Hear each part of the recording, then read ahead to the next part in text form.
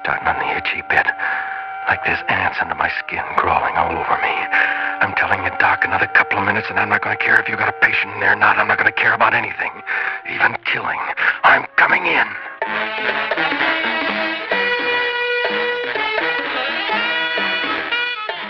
Theater 5 presents The Fix.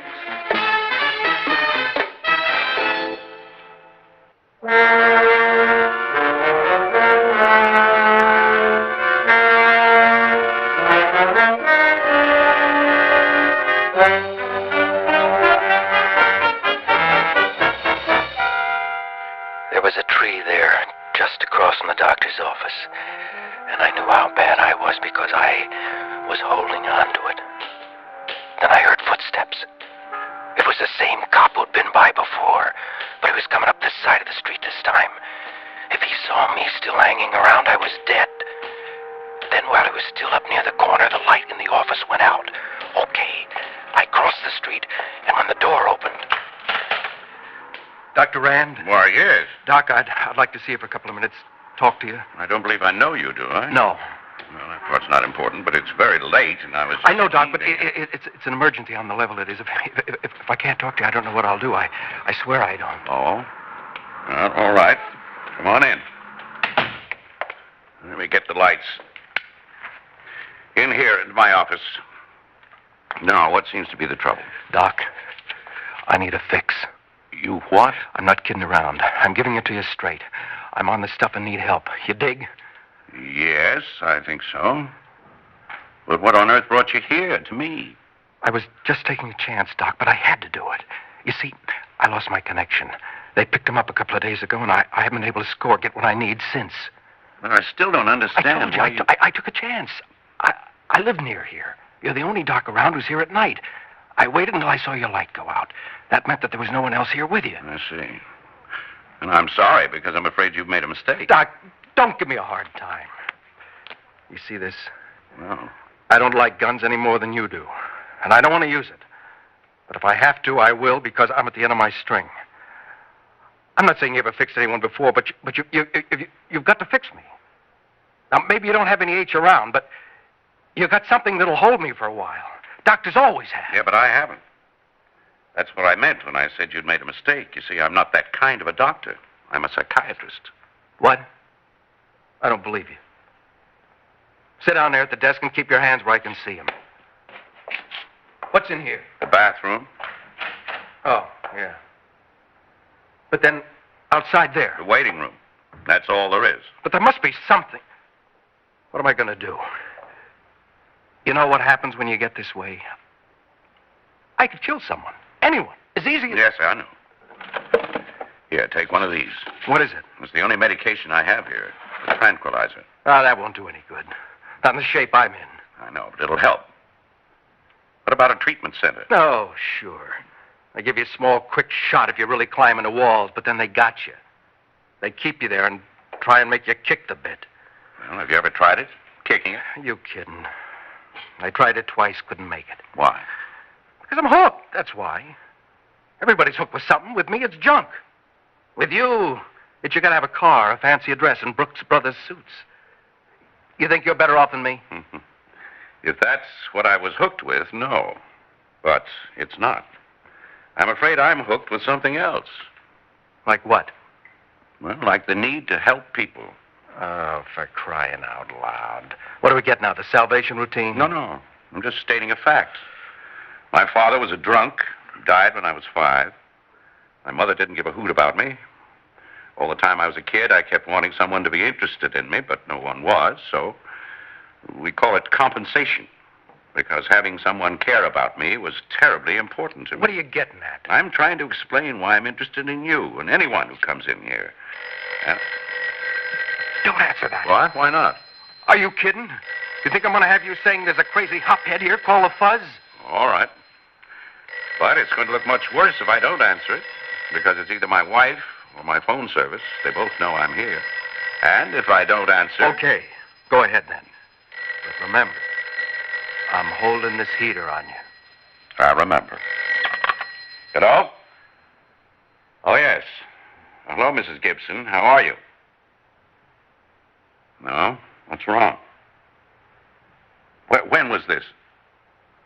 I see. Come on, Doc, shake it up. Oh, that shouldn't surprise you. I told you it might happen, didn't I? Yes? Now, Mrs. Gibson, please. I know how you feel. Yes, I do. But I want you to stop that and listen to me. You know I know you, understand you. There's no one who understands you better than I do. Now, the next thing is, do you trust me? Oh, come on now. Knock it off. Good. Well, then I'll tell you that nothing is going to happen to you. You're not going to do anything foolish, and you're going to be all right. Yes, that's a promise. Now, do you think you can wait until tomorrow for us to go into this whole thing?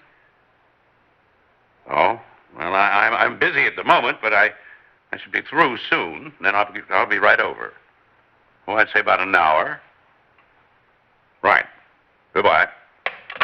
Well, it sure sounded like she'd flipped her wig. Who was she? One of my clinic patients. Clinic? Yeah. I'm at a hospital most of the day. I only see patients here late in the afternoon at night. Oh? Yeah, what was with her? Boyfriend built her one? Not exactly. Her husband just left her. Big deal. Well, as it happens, it is. The first time I saw her was at the hospital right after they'd pulled her out of the river. Did she jump or was she pushed? She jumped from the Grand Street Bridge. She wanted to die. And you thought she shouldn't. That's right.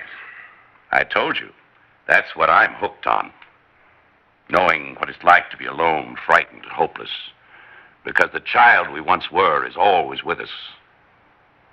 Anyway, I've been treating her, Mrs. Gibson, for about 6 months now. Making good progress, too. But now... She's flipped again. No.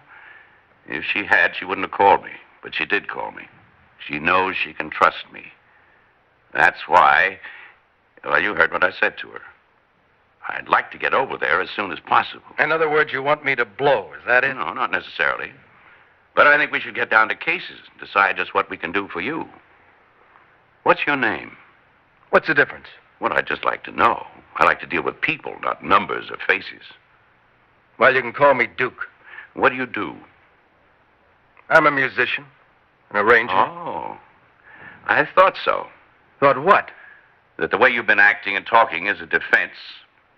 That actually you've got a certain amount of background. I've read a few books, so what? Well, once I know that, perhaps we can really do something for you. Now, suppose I took you over to the hospital and let them give you something to... What's that? It's the doorbell. Well, I know that. I mean, who is it? I don't know. It's the cops. Oh, that Mrs. Gibson jazz, the whole phone bit was a phony. What do you mean? I mean, there is no Mrs. Gibson. The whole thing was a tip-off to someone to call the law. You don't really believe or trust anyone, do you? Why should I? Well, you ought to try it sometime, like now. You might be surprised. Excuse me. Stay where you are, Doc. Don't move and don't try and open that door. I'm afraid I have to, Duke. For your sake as well as my own. No, you just start out of here and I'll blow you wide open. Don't you think we've had enough of this? Put that toy gun away. Toy? Certainly. I knew it was toy from the very beginning. I didn't say anything about it because I was interested in you. Thought if we talked, I might be able to do something for you. But now... I'll be right back. Doc, I'm warning you. I heard you. Okay, Doc, maybe the gun's a phony, but this is a...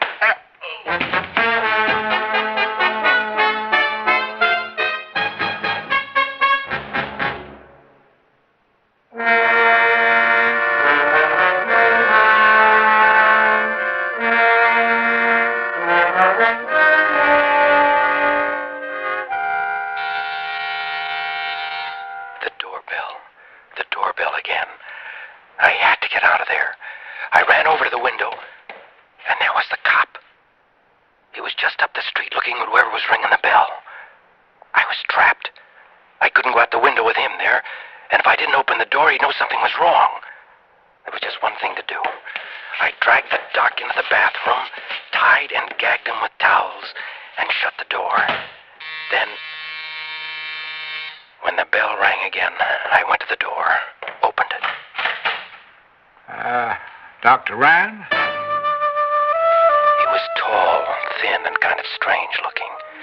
I only took a quick look at him because I was more interested in the cop. He'd walked over, was standing only 8 or 10 feet away, watching. I said, you Dr. Rand? What? Why, yes. Oh. I was beginning to get worried. The lights were on, so I knew you were there, but I've been ringing and ringing. I was busy on the telephone. I see. Could I talk to you a few minutes, Doctor? I'm afraid not. Not right now, anyway. It's very late, and I was just leaving. I know, and I hate to bother you, but it's terribly important. I'm sorry. Why don't you make it tomorrow? Because it won't wait till tomorrow. Please, Doctor. If I say it's important, it is. You got to give me a few minutes. You got to. The cop was still standing there watching, and he was starting to look at me kind of funny, so... Yeah, all right. Come on in. Thank you, Doctor. Thanks very much. In there? Yeah. Sit down. Thank you. We've never met. Because I know all about you, just as you must know about me, I'm John Backer. Backer? Yes. Lily's father. Oh, yes. That was the first thing I wanted to ask you about Lily. How is she? Why, she's fine. Oh, then you've seen her recently. Well, no, not exactly recently. Not for a little while. Well, then how do you know she's fine? Well, I've heard she was. Oh, you mean you get reports? Yeah. But how do you know they're reliable? I mean, well, you know as well as I do that you can't always trust what people say. Look what they used to say about me. They? The neighbors. Isn't that how the whole thing started with them? Well, I don't know. At least... Oh, but you must know. What did they tell you? These teachers and all at the school. What did they tell you when they sent her to see you at the clinic? Well, they just said it might be a good thing. It might help if she came talk to me. Help? And did it help? Look at what's happened because they were such busybodies. Lily's miserable. No matter what you say, Doctor, she must be. After all, I'm all she's got now, and she loves me. How could she be happy living with strangers? As for me... Well, do I have to tell you about these last few weeks? You know what it's like there, don't you? The locked doors, the bars on the windows, the doctors... It was then that it got to me.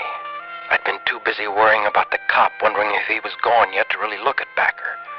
But now it suddenly hit me like a mainline shot. He wasn't just a kook or an oddball, he was a psycho. Clean off his rocker. I asked you a question, Doctor. Do you know what it's like in there? What? I'm sorry, Mr. Backer. Yes, of course. The thing is, well...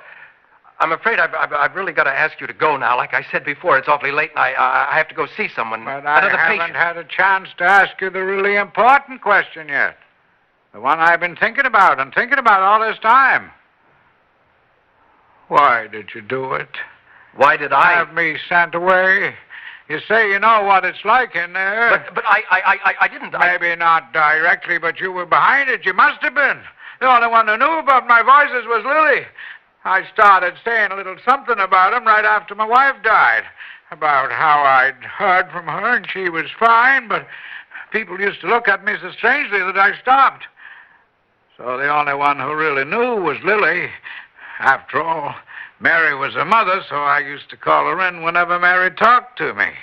And she must have told you about it, and you must have told them, the other doctors, because that was one of the things they kept asking me about all the time, that I was in there, in that place. But I didn't, Mr. Backer. Don't lie, Doctor, don't lie. I know that man is but flesh, and the flesh is weak, and I can forgive him his weakness and even his wickedness. But the thing that can be forgiven, the unforgivable sin, is lying. But I'm telling you, Don't answer that, Doctor. Get your hands away from it. I don't know where he'd been carrying the gun. I didn't even see him pull it. All I know is that suddenly it was there in his hand. And it wasn't phony like mine. You don't like this, do you? I don't like it either. I hate violence. But after all, this is a violent world we're living in now, and as my voice has explained to you... Can't you stop that thing? I'm afraid... Well, then I'll stop it!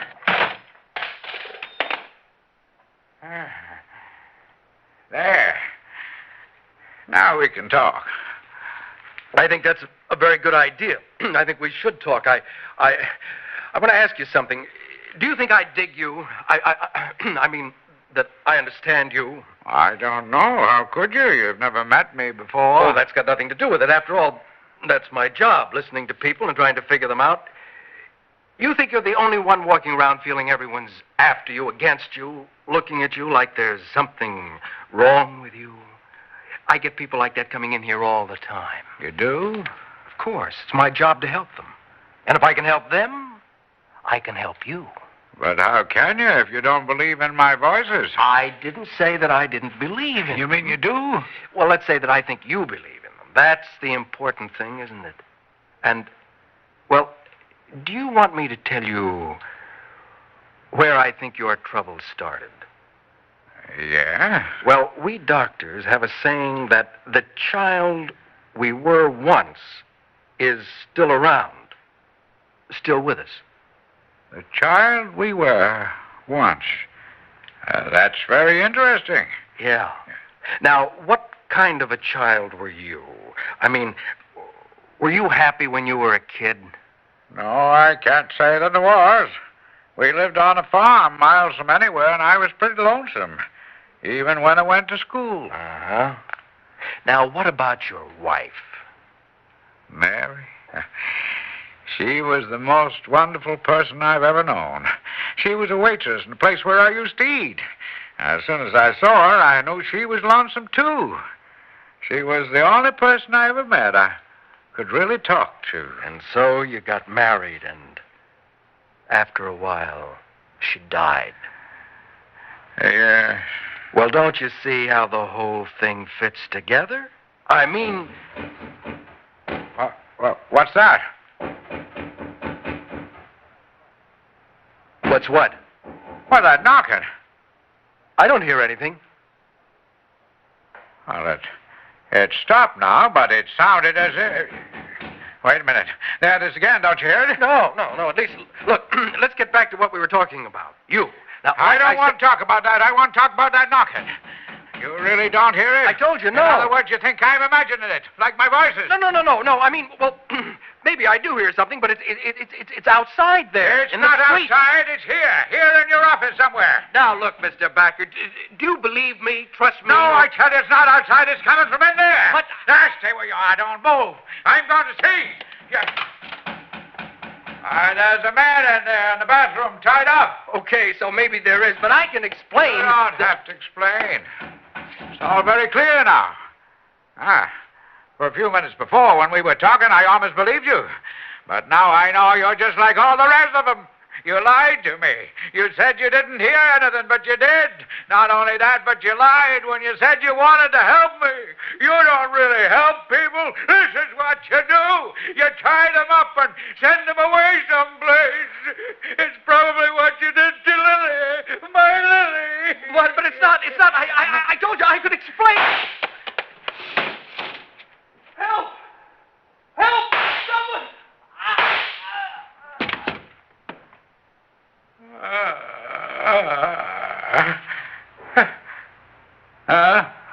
What? What'd you say, Mary? Bad? Oh, but it wasn't a bad thing. It was a good thing. After all, he did lie to me, and lying is wrong, isn't it? No, Mary. Of course, I won't hurt anyone else. I'd throw the gun away. There. And I'll untie that man he's got inside there, and when the police come, I'm going... Open up in there! Open up! Oh, Mary. I think they're here. Excuse me while I go let them in.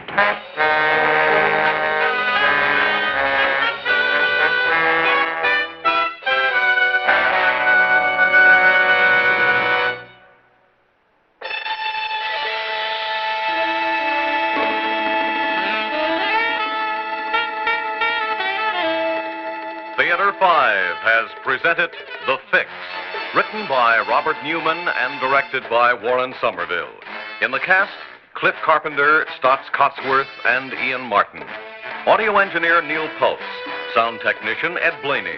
Original music by Alexander Vlastotsenko. Orchestra under the direction of Glenn Osser. Executive producer for Theater 5, Edward A. Byron. We invite your comments. Write to Theater 5, New York 23, New York. This is Fred Foy speaking.